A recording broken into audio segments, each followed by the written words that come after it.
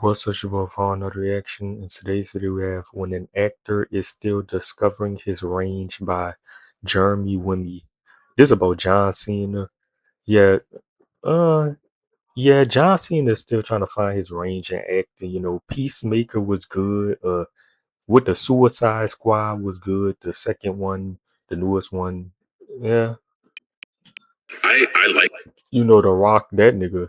The Rock always in some action shit or some a disaster movie like that statement because I think the talent and they make him the savior, the superhero savior that saved humanity is doing it all.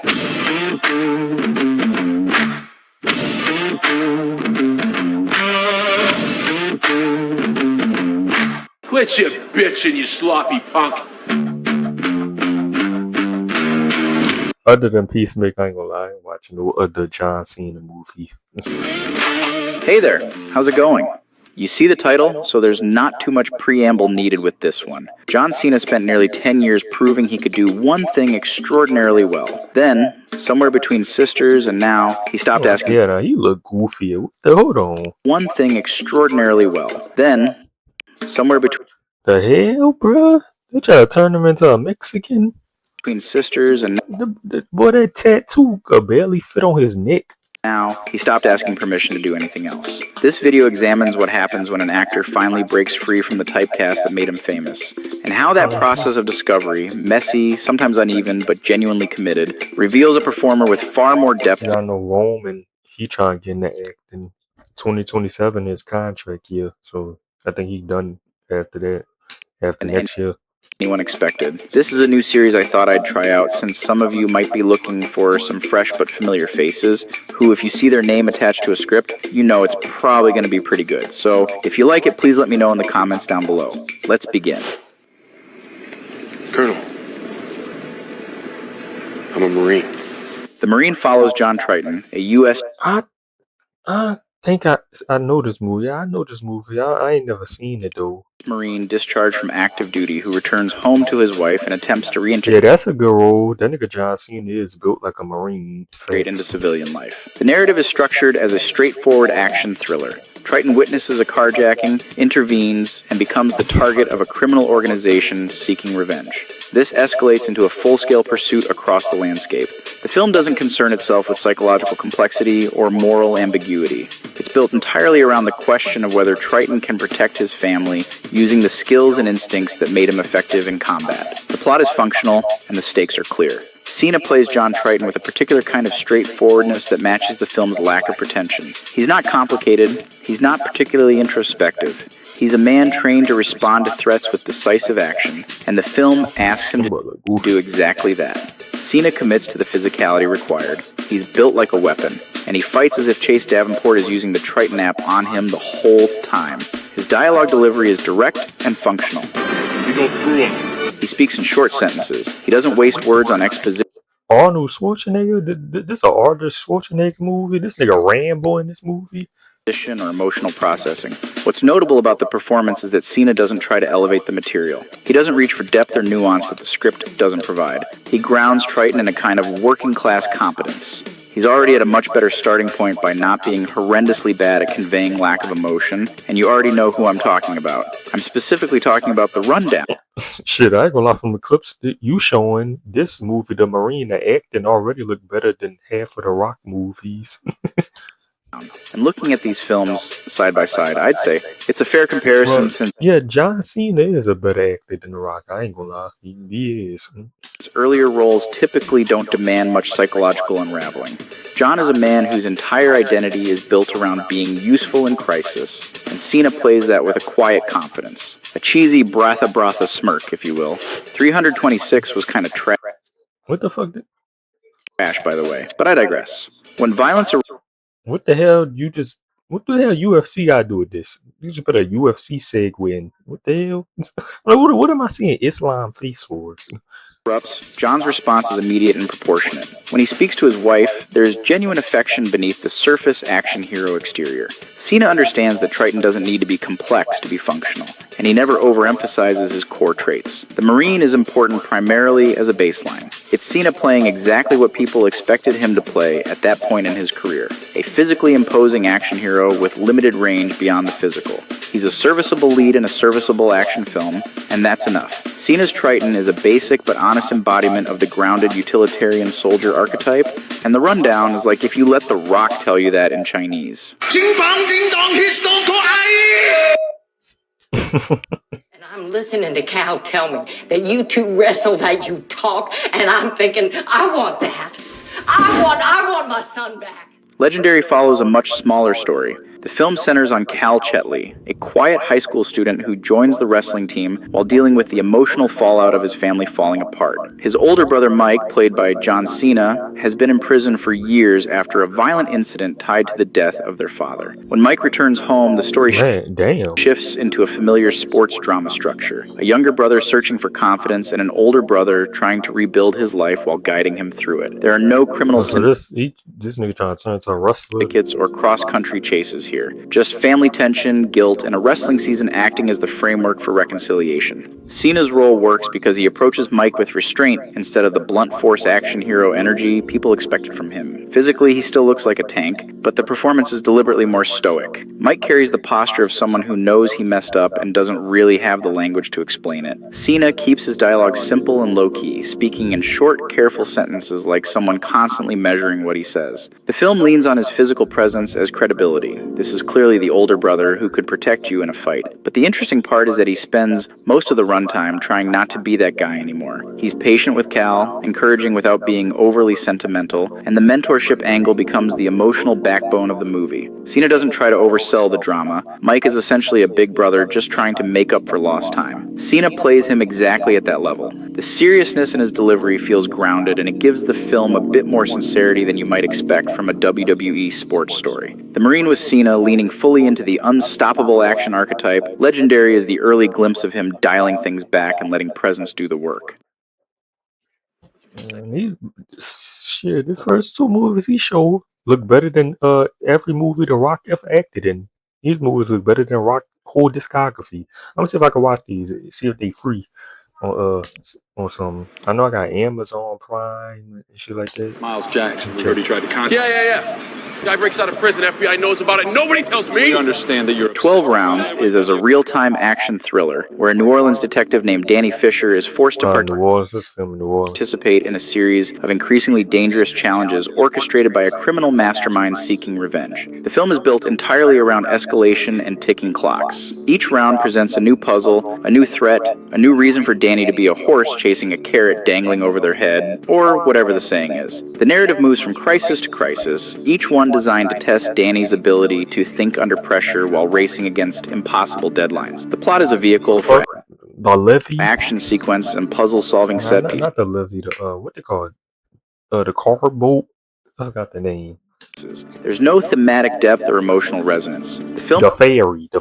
Yeah, the Ferry. exists to watch its protagonists react to external threat. Cena plays Danny Fisher with a particular kind of focused intensity that mirrors the film's relentless pacing. He's present in every scene, constantly responding, constantly thinking. Cena brings a certain kinetic energy to the role. His face registers calculation. His voice carries urgency without panic. What's interesting about the performance is how Cena begins to layer emotional stakes beneath the action. Cena occasionally allows vulnerability to surface, moments where Danny questions whether he can actually succeed, whether he's capable of what's being demanded of him. These moments are brief and quickly subsumed by action, but they suggest an actor beginning to understand that even within genre constraints, emotional authenticity matters. 12 Rounds is a transitional role. It's not as introspective as Legendary, but it's more intelligent than The Marine. Cena is learning to modulate his performance within the confines of straightforward action cinema. He's beginning to understand that presence doesn't require vulnerability, but that vulnerability within presence makes presence matter. Alright, no more WWE movies from this point onward. I promise, okay? birth control. I got Plan B. I got that morphine from China. They took off the market. Shit to make your dick hard. Oh, hell no. Shit to make your dick soft. Shit. Sisters is structured as a crude comedy centered on two adult women, Maura and Kate, who return to their childhood home for a weekend and decide to throw one final party before their parents sell the house. The narrative is built around the collision between the characters' desire to recapture youth and the reality of adulthood. The plot is deliberately thin, like, don't actually watch this movie. It's an excuse to document the sisters' various misadventures, Yeah, I know about this movie. I remember when this movie was coming out.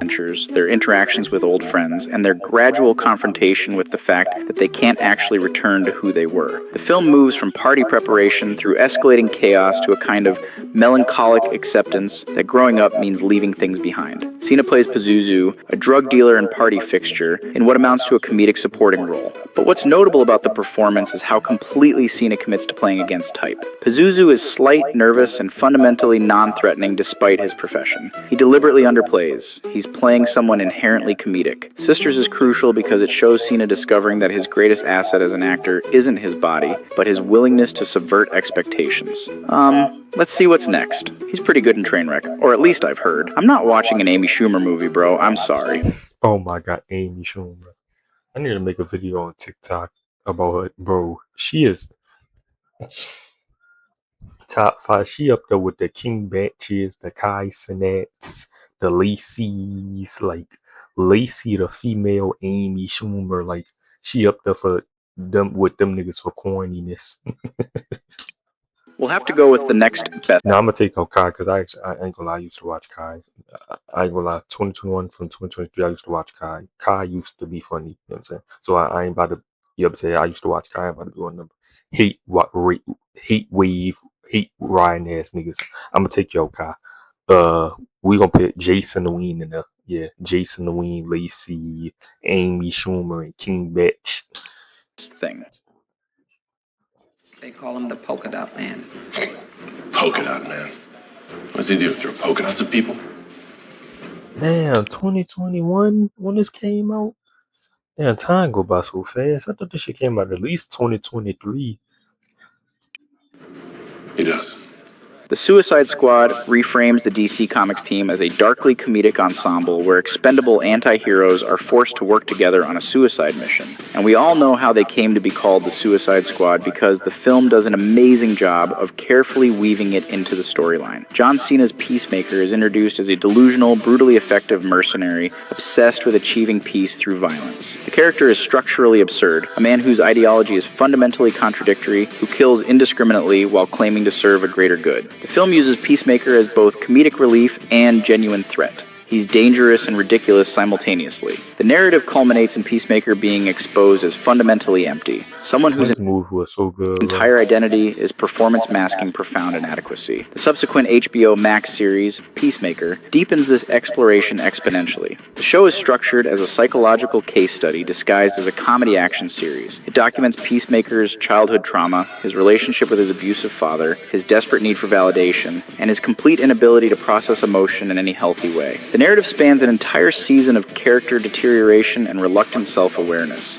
By the series' end, Peacemaker hasn't become a better person. He's simply become aware of how broken he is, and that awareness changes nothing about his fundamental dysfunction. In the Suicide Squad, Cena plays Peacemaker as a kind of hollow aggression, all volume and physical presence with nothing substantive underneath. His delivery is loud and performative. He doesn't listen to other characters so much as wait for his turn to interrupt. Cena plays him as someone performing confidence, masculinity, and ideological certainty, and the performance makes clear that all of it is performance. But the HBO series reveals the depth that the film only hints at. In Peacemaker, Cena is required to do something he's never done before: disappear into genuine psychological damage. The character's trauma is coded through silence, through the moments where Peacemaker's aggressive exterior collapses and reveals the frightened child underneath. Cena plays these moments with startling vulnerability. His face registers pain that he's spent the entire series bearing. His voice cracks when emotional armor falls away. What's remarkable about the evolution is how Cena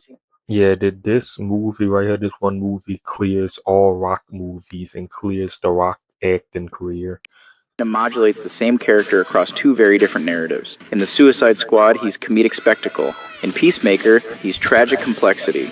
The show requires Cena to sit in scenes and do nothing but feel, and he does it with a precision that contradicts everything his physique suggests he should be capable of. He demonstrates that his greatest range exists in stillness, in the willingness to let cameras linger on his face while he processes emotion. The role requires him to be pathetic, vulnerable, desperate, and broken, all things that seem antithetical to his public persona, yet he commits to them completely. By the series' end, Peacemaker is one of the most complex characters Cena has played, and that complexity comes entirely from Cena's willingness to be emotionally honest about a character's damage. That's your mistake. The spy game? This is my world. F9 introduces Jacob Toretto, Dom's estranged brother, as the primary antagonist. Jacob is a former government agent turned mercenary, hired to retrieve a MacGuffin that will alter the balance of power in the world. The narrative is structured around family What the name of the movie? estranged brother. This is my world. F9. Jacob is a former government agent turned Van Diesel. mercenary, hired to retrieve a MacGuffin that will alter the balance of power in the world. The narrative is structured around family betrayal and reconciliation. The film positions Jacob as someone driven by resentment and a need to prove his superiority to Dom. The plot escalates from personal vendetta into global conspiracy, but the emotional core remains the brother dynamic. Jacob serves as a mirror to Dom, another Toretto trained in combat and strategy, but one consumed by bitterness rather than redemption. Cena plays Jacob Toretto as a trained soldier, which should feel like a return to the Marine or 12 rounds. But the performance carries everything Cena has learned since then. Jacob isn't simply competent, he's intelligent, he's resentful, and psychologically wounded by his past. Cena communicates this through deliberate physical control. Jacob moves with precision because he's learned to weaponize every gesture. But there's also a brittleness underneath. When Jacob speaks about his past, about his father's rejection, Cena allows genuine hurt to surface beneath the professional soldier exterior. What distinguishes this performance from earlier action roles is the emotional subtext. Cena plays Jacob as someone performing strength while harboring deep insecurity about whether he's actually strong enough. His confrontations with Dom are all proving he matters, that his existence has weight and he's not just in his shadow. Cena layers this desperation beneath the action hero facade, making Jacob simultaneously threatening and pitiful. When Jacob is defeated, Cena plays it as confirmation of the inadequacy Jacob has always feared. The performance demonstrates that Cena's evolution made him capable of playing warriors with psychological depth. Cena makes Jacob a study in how resentment warps capability into cruelty. What's that? Project I've been working on. F10 brings back Jacob in a more complex They still making Fast and Furious movies, y'all. capacity. The narrative is structured as Dom's final Yeah, it be some crazy shit going on in these Fast and Furious movies, my nigga. Like, why the damn bridge explode? Vin Diesel jump to the other side of the bridge, like, bro. confrontation with Dante Reyes. Because I seen a TikTok, some of them Fast and Furious scenes be insane.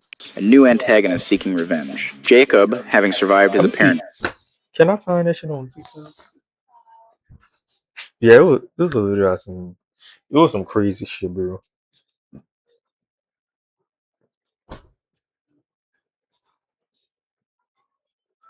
what I'm saying?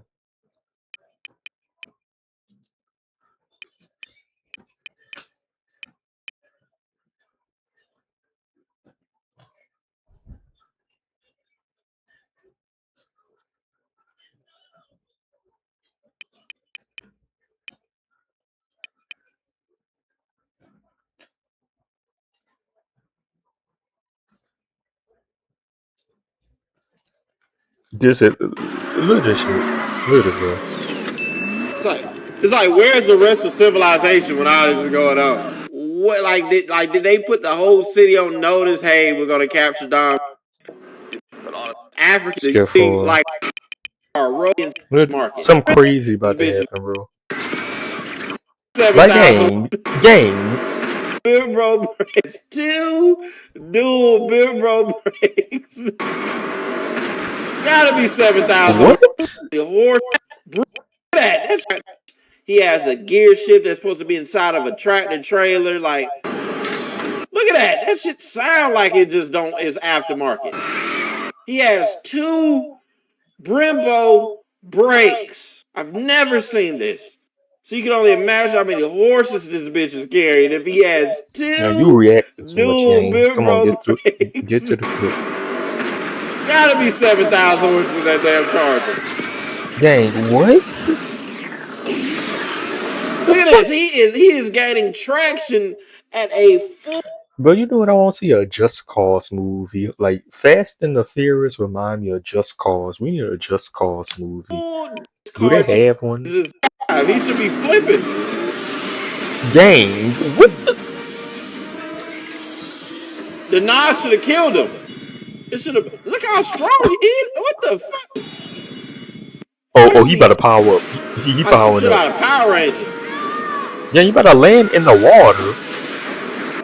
Not they amphibians. Now they can just swim. Apparently, look at how Dom is swimming. He like a fucking this nigga. This is fucking my need to. It's all about family. Do they have a? But we need a Just Cause movie.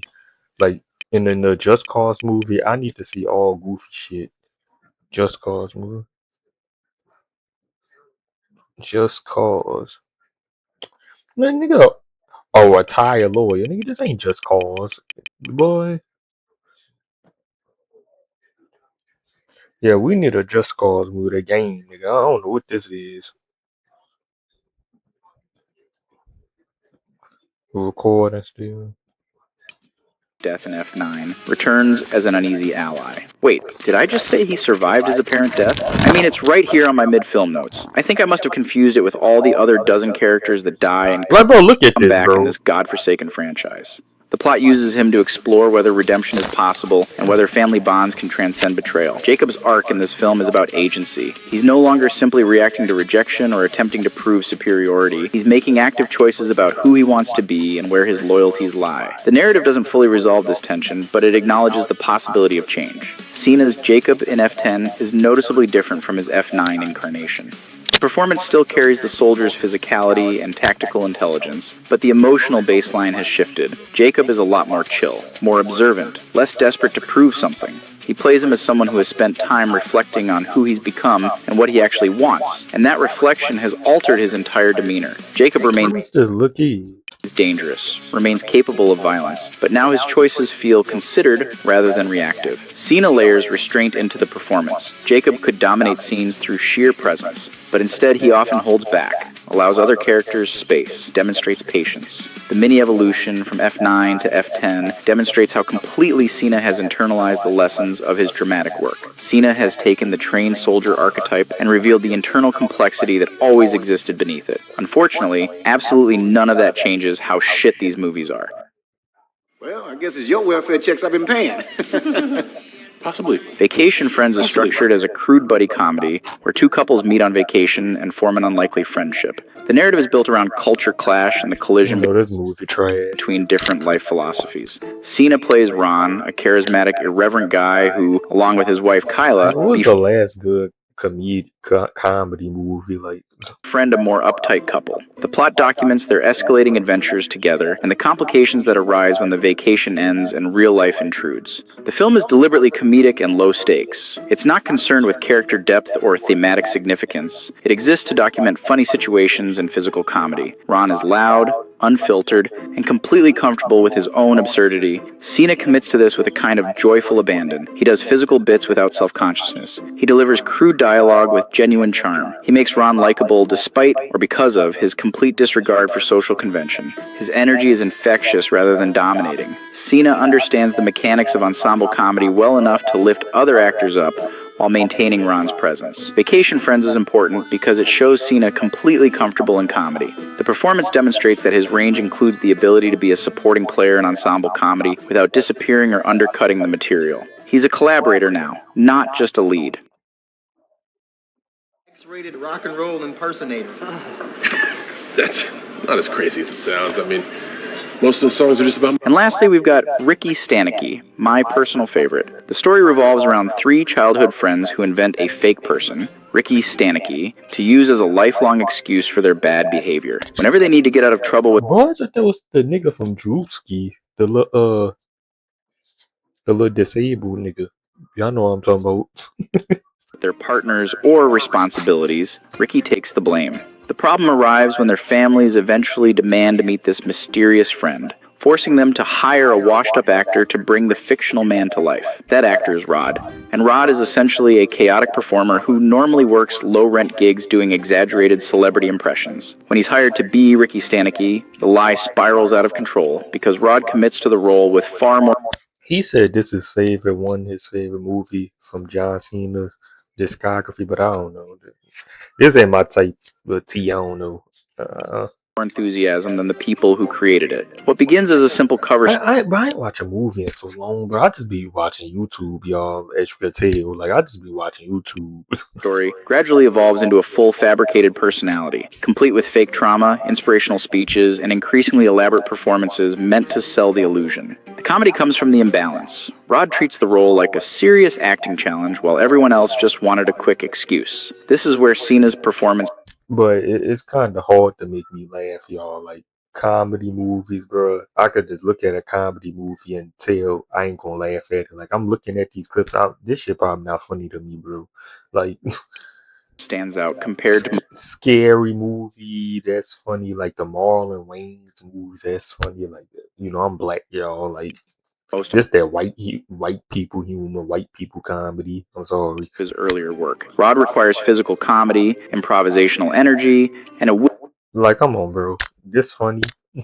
willingness to Like look this ridiculous, funny. all while keeping the character strangely sincere. Cena does all that and Like this that lacy humor. more. He exaggerates body language, commits to over-the-top stage routines, and delivers lines with the Like kind they of literally just humiliated my nigga John Cena. Like got the nigga dressing up as a girl and he buff as hell. confidence that makes the absurdity land. At the same time, he plays Rod with a genuine performer's pride. Rod isn't trying to scam anyone for malicious reasons. He's simply thrilled to finally have an audience that takes him seriously. This film pulls together the different things Cena has been gradually developing as an actor. The physical presence from his action roles is still there, but now it's used for comedic contrast. The deadpan delivery he showed in earlier comedies becomes timing. The quieter sincerity he experimented with in smaller dramatic parts helps ground Rod. Instead of choosing one lane, Cena cycles through all of them depending on the scene. That's why Ricky Stanicky ends up feeling like the culmination of his acting toolkit. I think I'm just looking for more excuses to say Ricky Stanicky. It asks him to be ridiculous, confident, awkward, theatrical, and occasionally heartfelt. Earlier roles tended to isolate one of those traits at a time. Rod requires all of them working together. By the end of the film, for an actor who started his film career largely defined by physical presence, it's arguably his most complete performance so far.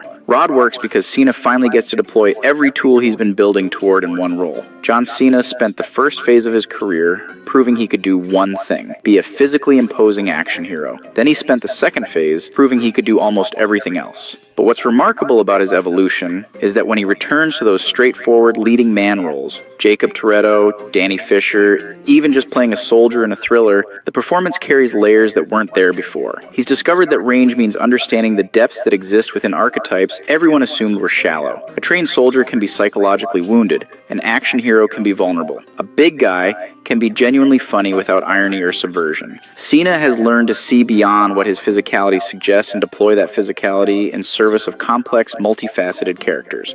The Suicide Squad and Peacemaker were turning points, but they weren't the full picture. It's the work across everything. The quiet moments in Legendary, the willingness to be ridiculous in Sisters, the restraint in F10, the generosity in Vacation Friends. That reveals an actor still discovering what he's capable of. And unlike many actors who find their range and settle into it, Cena keeps pushing. He keeps testing himself.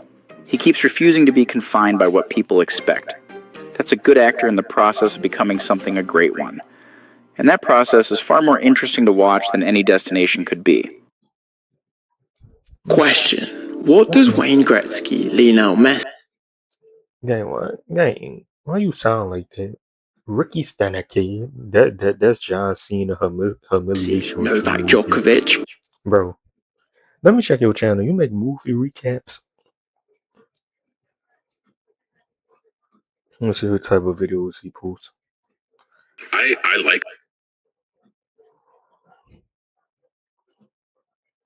Mhm.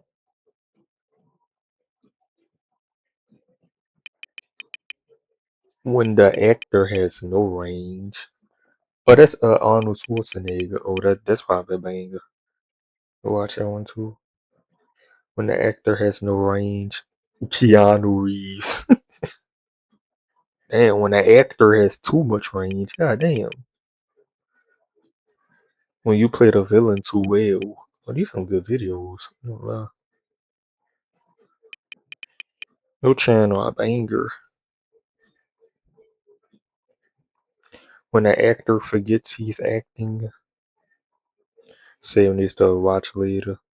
Well, make sure to like, comment, subscribe, and I'm gonna do this. We got some good vids.